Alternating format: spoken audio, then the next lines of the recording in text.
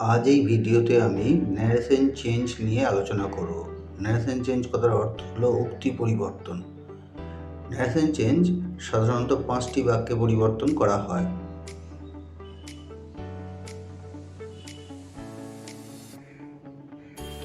আজ আমি আলোচনা করব এই 5টি সেন্টেন্সের প্রথম সেন্টেন্স অর্থাৎ অ্যাসার্টিভ সেন্টেন্স নিয়ে। অ্যাসার্টিভ সেন্টেন্সে নিম্নলিখিত উপায়ে ন্যারেশন চেঞ্জ করা যায়।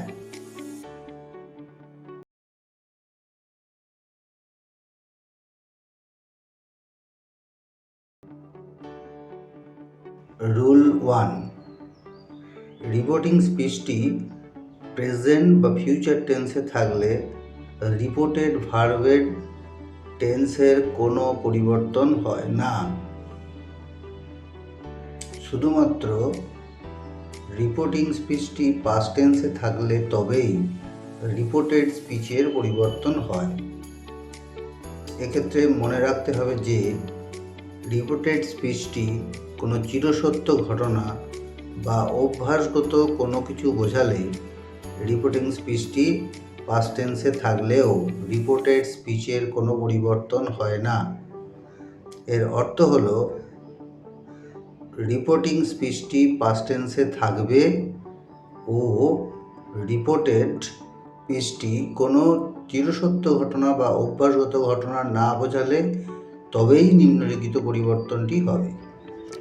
রিপোর্টেড স্পিচটি কোনো চিরসত্য ঘটনা বা অভ্যাসগত ঘটনা না বোঝালে নিম্নলিখিত পরিবর্তন হবে।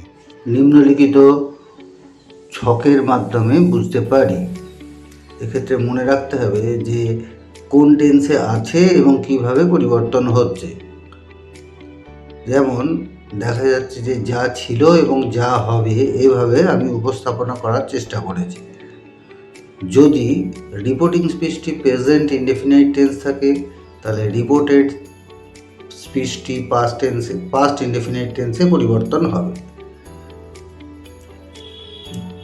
প্রেজেন্ট কন্টিনিউয়াস টেন্স থাকলে পাস্ট কন্টিনিউয়াস হবে, প্রেজেন্ট পারফেক্ট থাকলে পাস্ট পারফেক্ট হবে, প্রেজেন্ট পারফেক্ট কন্টিনিউয়াস টেন্স থাকলে সেটি পাস্ট পারফেক্ট কন্টিনিউয়াসে পরিবর্তিত হবে।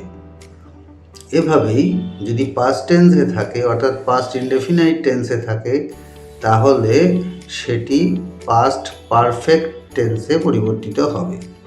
অর্থাৎ একটি ঘর জাম্প করবে, মানে পাস্ট কন্টিনিউয়াসকে বাদ দিয়ে। এক্ষেত্রে আবার পাস্ট কন্টিনিউয়াস টেন্স থাকলে সেটি পাস্ট পারফেক্ট কন্টিনিউয়াস টেন্সে রূপান্তরিত হবে, অর্থাৎ একটি ঘর বাদ দিয়ে পাস্ট কন্টিনিউয়াস টেন্সের রূপটি বসবে। এক্ষেত্রে আবার পাস্ট পারফেক্ট এবং পাস্ট পারফেক্ট কন্টিনিউয়াস টেন্স থাকলে সেক্ষেত্রে কোনো রকম পরিবর্তন না হয়ে ওই টেন্সেই হবে। অর্থাৎ পাস্ট পারফেক্ট থাকলে পাস্ট পারফেক্ট এবং পাস্ট পারফেক্ট কন্টিনিউয়াস টেন্স থাকলে পাস্ট পারফেক্ট কন্টিনিউয়াস টেন্সেই থাকবে। ফিউচার টেন্সের ক্ষেত্রে মনে রাখতে হবে সাধারণত যদি শ্যাল উইল থাকে তাহলে শুড বা উড হয়ে বসে। এভাবে নিয়ম মেনে আমরা ন্যারেশন চেঞ্জ করতে পারি। 3 নম্বর রুলে বলা যেতে পারে যে রিপোর্টিং স্পিচে যদি শেড টু শব্দটি থাকে তাহলে সেটি সাধারণত টোল্ড হয়ে বসে। 4 নম্বর রুলে বলা যেতে পারে যে রিপোর্টিং স্পিচটি শেষ হওয়ার পর দ্যাট শব্দটি বসে রিপোর্টিং এবং রিপোর্টেড দুটি স্পিচের মধ্যে সংযোগ স্থাপন করা যায়। উদাহরণ হিসাবে আমি বলতে পারি যে he said to me I am playing football. এখানে আই অ্যাম প্লেয়িং ফুটবল মানে প্রেজেন্ট কন্টিনিউয়াস টেন্স, সেই জন্য সেড টু থাকায় টোল্ড হলো, অর্থাৎ হি টোল্ড মি দ্যাট, তাহলে আই সাবজেক্টটি চেঞ্জ হয়ে হি হলো, এবার ওটা পাস্ট কন্টিনিউয়াস মানে ওয়াজ প্লেয়িং ফুটবল হয়ে গেল। দ্বিতীয় উদাহরণে বলতে পারি he said to me the earth is round.